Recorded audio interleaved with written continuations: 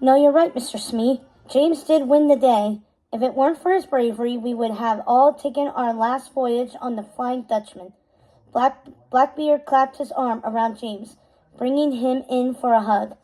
Thank you, James. I owe you my life. I think you know I was going to ask you to be my first mate when I invited you to dine with me this evening. But I think I have something you'll like even more, said Blackbeard with a smile.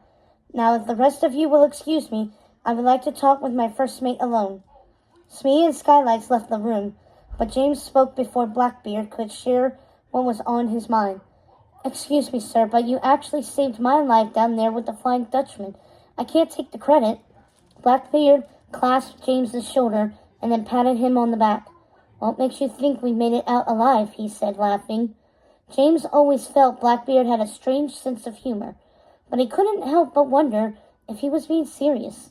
Everything that had happened that had seemed impossible and dreamlike. He'd wondered several times while he was underwater if he was living or dead. If you hadn't been brave enough to dive in after me, we wouldn't have had that enchanted tinderbox, and every single one of us would have been taken to the other side. All I did was use it. Blackbeard picked up the wooden box with the carving of the eye and handed it to James. This is yours now, my son, and I shall tell you all about it on our way to the floating boneyard.